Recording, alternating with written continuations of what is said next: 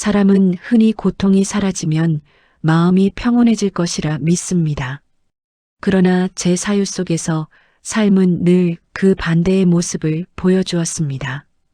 고통은 사라지지 않았고 사라질 기미조차 보이지 않았습니다.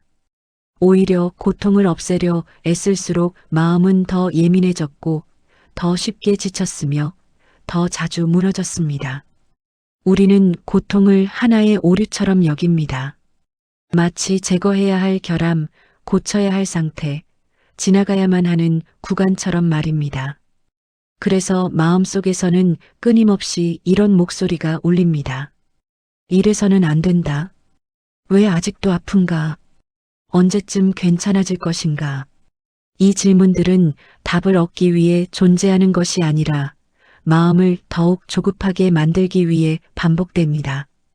제가 보기에 인간을 가장 괴롭히는 것은 고통 그 자체가 아닙니다. 고통을 향해 칼을 들고 서 있는 의지, 바로 그것입니다. 고통을 밀어내려는 의지는 삶을 바꾸겠다는 희망처럼 보이지만 실은 마음을 끝없이 긴장시키는 또 하나의 고통이 됩니다. 고통 위에 고통을 더 얻는 셈이지요. 삶은 본디 충족되지 않는 욕망으로 이루어져 있습니다. 욕망이 좌절될 때 우리는 고통이라 부르고 욕망이 잠시 멈출 때 우리는 안도라 착각합니다.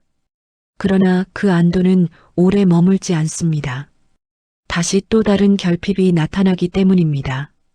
이 순환을 끊으려는 시도 자체가 어쩌면 가장 큰 오해일지도 모릅니다.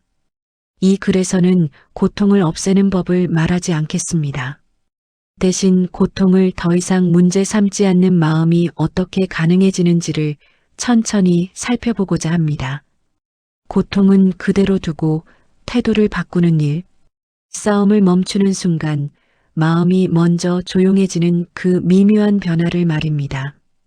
고통이 사라져야 평온해지는 것이 아니라 평온해졌을 때 고통이 더 이상 중심이 되지 않는다는 사실을 이제 조용히 함께 들여다보겠습니다. 고통은 대개 조용히 시작됩니다.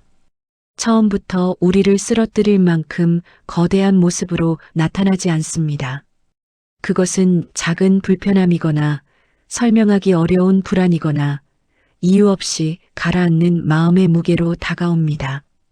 이때 마음은 즉시 반응합니다. 없애야 한다. 벗어나야 한다. 이 상태는 잘못되었다고 말입니다. 바로 이 순간부터 고통은 두 겹이 됩니다. 하나는 이미 존재하는 고통이고 다른 하나는 그 고통과 싸우기 위해 스스로를 몰아붙이는 마음의 긴장입니다. 사람들은 흔히 고통을 견디는 것이 힘들다고 말하지만 제가 보기에 더 힘든 것은 고통을 견디지 못하는 자기 자신을 끊임없이 비난하는 태도입니다.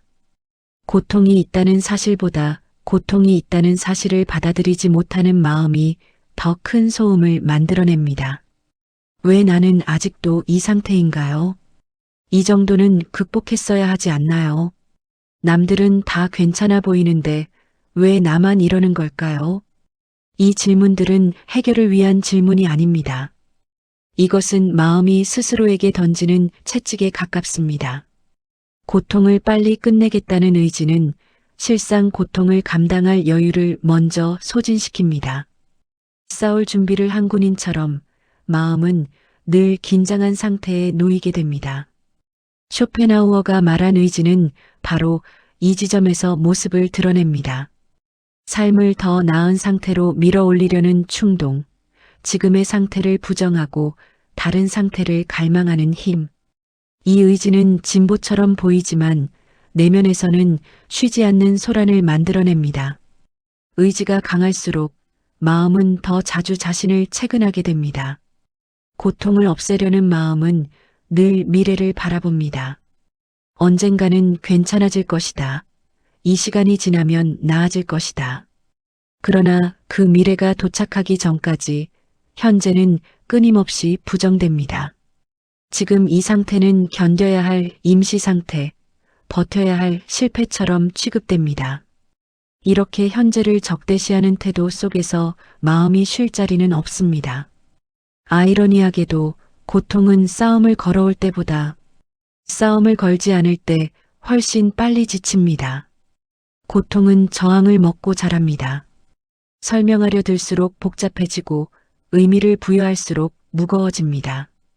반면 아무것도 하지 않은 채 그저 있다고 인정받을 때 고통은 더 이상 자신을 증명할 필요를 느끼지 않습니다. 여기서 말하는 인정은 체념과 다릅니다. 포기하거나 무너지는 태도가 아닙니다. 다만 고통을 향해 들고 있던 주먹을 내려놓는 일입니다. 싸우지 않겠다는 선언, 판단하지 않겠다는 결심, 지금의 상태를 적으로 삼지 않겠다는 조용한 선택입니다. 마음이 먼저 지친 이유는 단순합니다. 너무 오래, 너무 열심히 싸워왔기 때문입니다. 고통은 여전히 그 자리에 있을 수 있습니다. 그러나 싸움이 멈추는 순간 마음의 호흡은 달라집니다.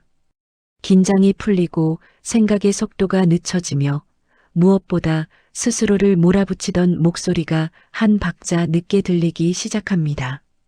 이 작은 간격이 이후의 모든 변화를 가능하게 합니다.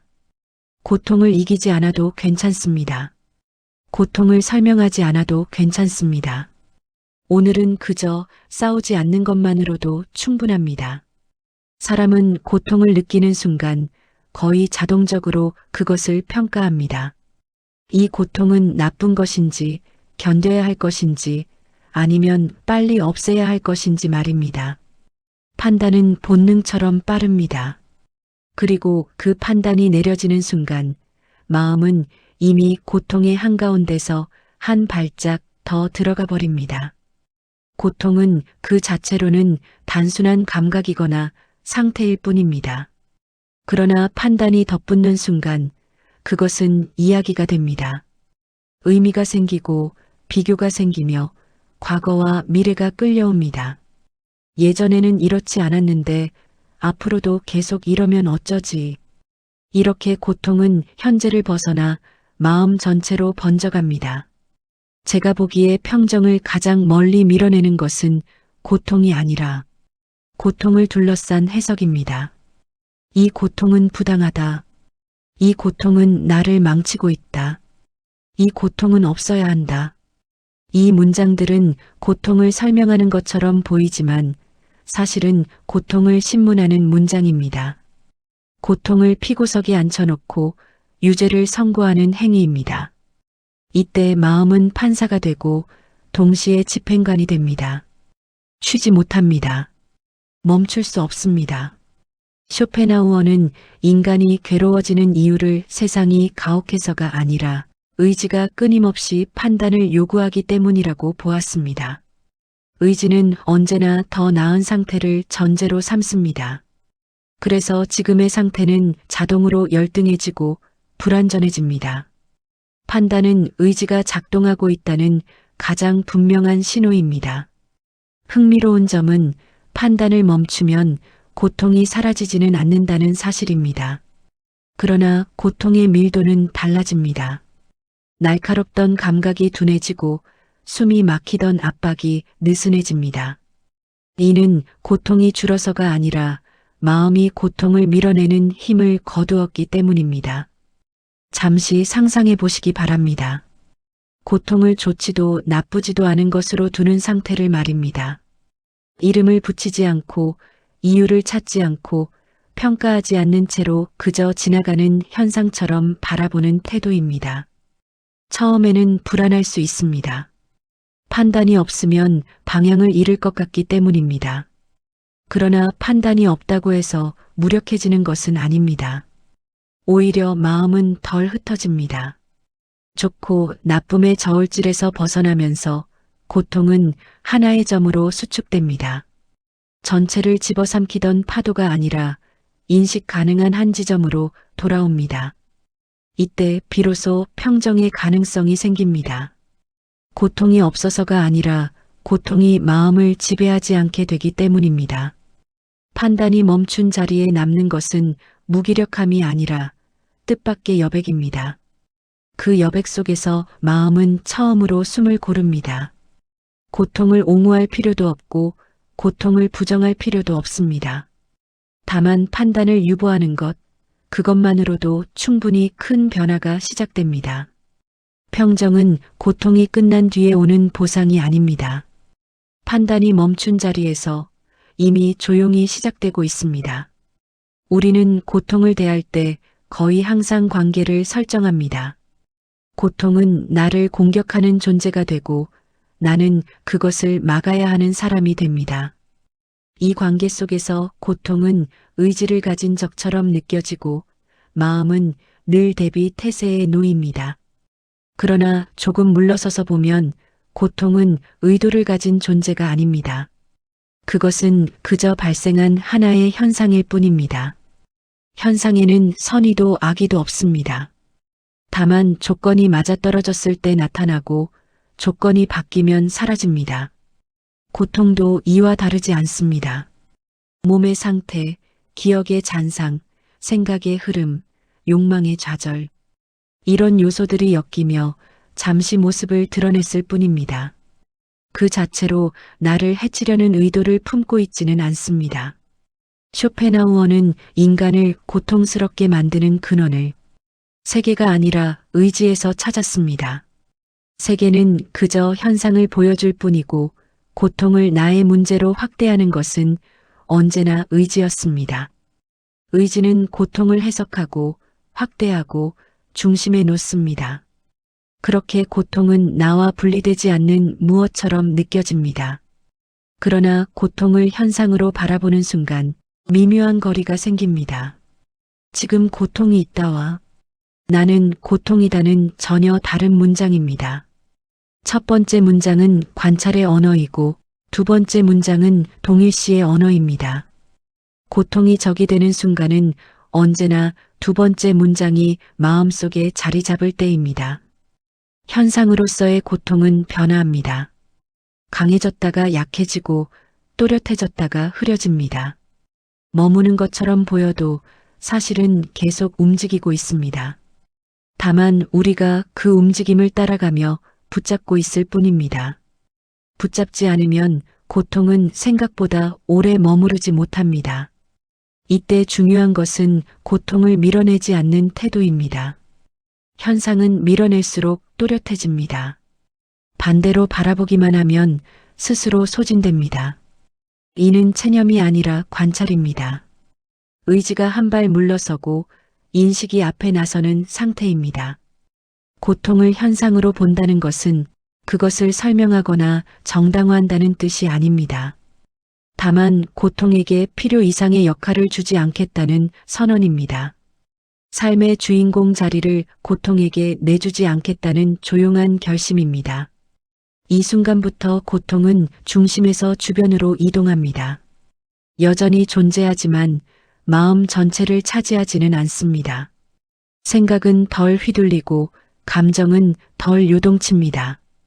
이 작은 이동이 이후의 고요를 가능하게 합니다. 고통은 적이 아닙니다. 적이 되었던 것은 우리가 만들어 온 관계였습니다. 관계를 풀어내면 고통은 다시 하나의 현상으로 돌아갑니다. 그리고 현상은 언제나 지나가는 성질을 지니고 있습니다. 고통 앞에서 인간이 가장 먼저 배우는 기술은 회피입니다. 생각을 돌리고 감각을 흐리게 하고 다른 자극으로 자신을 덮어버립니다. 고통을 느끼지 않는 것이 아니라 느끼지 않고 있는 척하는 법을 익히는 것입니다.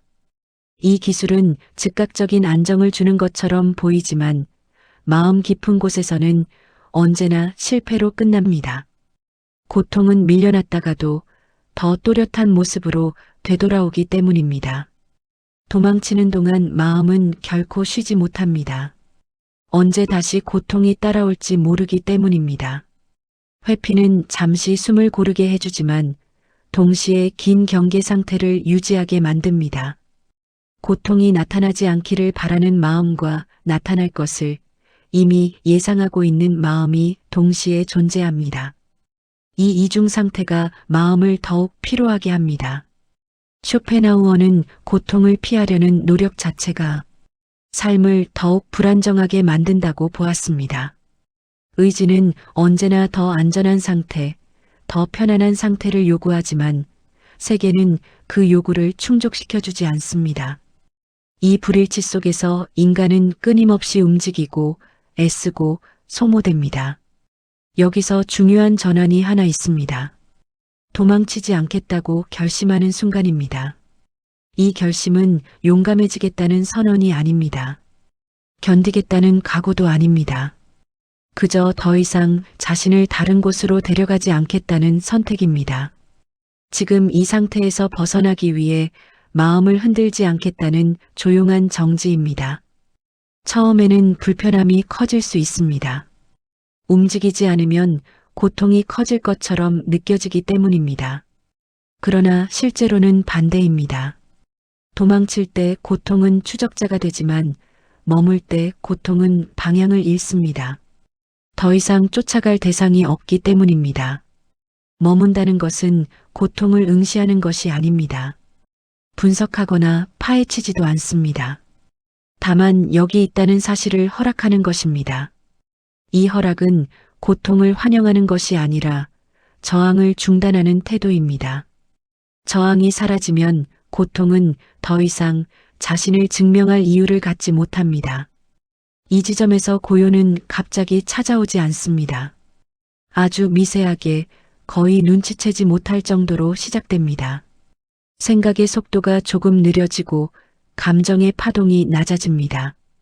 고통은 여전히 느껴지지만 그것을 둘러싼 소음이 줄어듭니다. 바로 이 상태가 우리가 흔히 말하는 평정의 초기 모습입니다. 도망치지 않는다는 것은 패배가 아닙니다. 삶과 협상하는 방식의 변화입니다. 더 이상 조건을 내걸지 않고 지금을 임시 상태로 취급하지 않는 태도입니다. 이 태도 속에서 마음은 처음으로 긴장을 풀기 시작합니다. 고요는 만들어지는 것이 아니라 방해가 사라질 때 드러나는 상태입니다. 도망치지 않을 때 고통은 여전히 있지만 마음은 그 곁에 조용히 앉아 있을 수 있게 됩니다. 고통은 본래 말을 하지 않습니다. 그러나 우리는 고통에게 끊임없이 말을 시킵니다. 왜 생겼는지, 언제 끝날 것인지, 무엇을 의미하는지 묻습니다. 이 질문들은 이해를 위한 것처럼 보이지만 사실은 마음이 불안을 견디지 못해 만들어낸 소음에 가깝습니다. 질문이 많아질수록 고통은 점점 더 큰 목소리를 갖게 됩니다. 고통을 설명하려는 순간 생각은 쉼없이 움직이기 시작합니다. 과거를 호출하고 미래를 가정하며 가능하지 않은 결론까지 끌어옵니다. 이렇게 만들어진 이야기 속에서 고통은 단순한 감각이 아니라 인생 전체를 규정하는 사건처럼 부풀어 오릅니다. 쇼펜하우어는 인간이 고통에서 벗어나지 못하는 이유를 고통이 크기 때문이 아니라 사유가 멈추지 않기 때문이라고 보았습니다. 사유는 의지의 도구이며 의지는 언제나 문제를 만들어냅니다. 고통이 문제로 정의되는 순간 마음은 그것을 해결해야 할 대상으로 붙잡습니다. 그러나 고통을 해결하려 하지 않을 때 기묘한 변화가 시작됩니다. 설명을 멈추고 질문을 내려놓고 의미를 찾으려는 시도를 중단하면 고통은 더 이상 확장되지 않습니다. 말을 걸지 않으면 고통은 대답하지 않습니다. 고통이 침묵하는 것이 아니라 우리가 침묵할 때 고통은 이야기의 중심에서 밀려납니다. 생각이 줄어들수록 감각은 선명해지지만 동시에 가벼워집니다. 이는 고통이 약해져서가 아니라 고통을 둘러싼 서사가 사라졌기 때문입니다. 이 침묵의 순간은 처음에는 낯설 수 있습니다. 아무것도 하지 않는 것이 방치처럼 느껴질 수 있기 때문입니다. 그러나 방치는 무관심이고 여기서 말하는 침묵은 주의를 거둔 채 함께 있는 상태입니다. 고통을 밀어내지도 파고들지도 않는 중간 지점입니다. 이때 마음은 아주 천천히 조용해집니다. 갑작스러운 안도나 해방감은 없습니다. 다만 생각 사이의 간격이 길어지고 감정의 기복이 완만해집니다. 고통은 여전히 느껴지지만 그것을 중심으로 삶이 회전하지는 않습니다. 고통이 말을 멈춘 것이 아닙니다. 우리가 고통에게 말을 시키지 않게 된 것입니다. 이 차이는 작아 보이지만 마음의 방향을 완전히 바꿉니다. 이제 고통은 더 이상 해석의 대상이 아니라 지나가는 현상으로 머뭅니다. 그리고 그 현상 옆에서 마음은 처음으로 자신의 호흡을 되찾습니다. 많은 사람들은 고통이 사라지지 않으면 변화도 불가능하다고 생각합니다. 그러나 제 사유에서 변화란 조건이 충족된 뒤에 오는 결과가 아닙니다. 변화는 태도의 이동이며 그 이동은 고통이 존재한 채로도 충분히 일어날 수 있습니다. 고통은 삶의 일부로 남을 수 있습니다. 완전히 제거되지 않을 수도 있고 때로는 다시 또렷해질 수도 있습니다. 그러나 중요한 것은 고통의 존재 여부가 아니라 고통이 마음에서 차지하는 위치입니다. 중심에 있었던 것이 주변으로 이동할 때 삶의 풍경은 전혀 다르게 보이기 시작합니다. 쇼펜하우어가 말한 체념은 흔히 오해됩니다. 포기하거나 무너지는 상태로 받아들여지기 쉽습니다. 그러나 그가 말한 체념은 의지를 내려놓는 일이었습니다. 더 나은 상태를 끊임없이 요구하던 마음을 잠시 멈추는 것, 삶을 조건부로 사랑하지 않겠다는 결심이었습니다. 이 체념 속에는 묘한 자유가 있습니다. 무엇이 되어야 괜찮아질 것이라는 기대가 사라지면 지금 이 상태는 더 이상 실패가 아닙니다. 고통이 있어도 삶은 계속될 수 있습니다.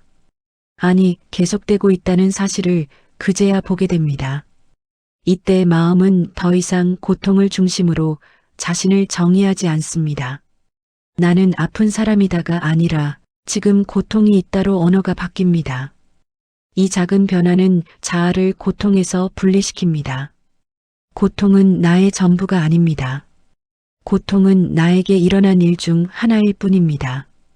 이 인식이 자리를 잡으면 마음은 이전과 다른 방식으로 반응하기 시작합니다. 고통이 나타나도 과장하지 않고 사라지지 않아도 조급해하지 않습니다. 이는 무감각이 아니라 과잉 반응이 사라진 상태입니다. 고통 없는 삶은 약속되지 않았습니다. 그러나 흔들리지 않는 태도는 선택될 수 있습니다. 쇼펜하우어의 철학은 우리에게 희망을 주지 않습니다. 대신 현실을 있는 그대로 보게 합니다. 그리고 바로 그 현실 인식 속에서 마음은 오히려 더 가벼워집니다. 이제 고통은 여전히 곁에 있을 수 있습니다. 그러나 더 이상 방향을 지시하지는 않습니다. 삶의 속도, 생각의 흐름, 마음의 깊이를 결정하는 자리에 고통은 서 있지 않습니다. 고통은 남아 있어도 나는 분명히 달라질 수 있습니다. 고통은 끝내 사라지지 않았을지도 모릅니다. 그러나 이 여정을 지나오며 분명히 달라진 것이 있습니다. 고통을 대하는 마음의 태도, 고통이 머무는 자리, 그리고 고통을 둘러싸고 있던 소음입니다. 우리는 흔히 평온을 고통이 없는 상태로 상상합니다. 하지만 쇼펜하우어의 시선에서 평온은 조건이 아니라 거리였습니다. 고통과 나 사이에 생겨난 한 걸음의 여유, 그것이 마음을 조용하게 만들었습니다. 고통은 여전히 느껴지지만 더 이상 삶 전체를 설명하지는 않습니다. 고통을 없애려 애쓰던 시간 동안 마음은 쉼없이 자신을 몰아붙였습니다. 그러나 싸움을 멈추고 판단을 내려놓고 도망치지 않기로 선택했을 때 고통보다 먼저 조용해진 것은 마음이었습니다. 고통은 말이 없었고 침묵은 점점 넓어졌습니다. 이 침묵 속에서 우리는 중요한 사실 하나를 배웁니다. 고통이 삶의 중심에 있을 필요는 없다는 것, 고통이 있어도 삶은 충분히 지속될 수 있다는 것 말입니다. 쇼펜하우어는 인간에게 위안을 약속하지 않았습니다. 대신 환상을 걷어냈습니다. 더 나아질 것이라는 약속, 언젠가 완전해질 것이라는 기대를 내려놓았을 때 삶은 오히려 덜 무겁게 느껴졌습니다. 이는 희망을 포기한 대가가 아니라 불필요한 부담을 내려놓은 결과였습니다. 이제 고통이 다시 찾아오더라도 예전처럼 급히 몰아내려 하지 않아도 됩니다. 설명하려 애쓰지 않아도 됩니다. 그저 하나의 현상이 나타났음을 알아차리고 그 곁에 조용히 머물 수 있습니다. 그 태도만으로도 마음은 충분히 달라집니다. 평온은 멀리 있지 않습니다. 고통이 끝난 뒤에 오는 보상이 아니라 고통을 중심에서 내려놓는 순간 이미 시작되고 있습니다. 오늘 이 사유가 당신의 마음에 아주 작은 여백 하나를 남겼다면 그것으로 충분합니다.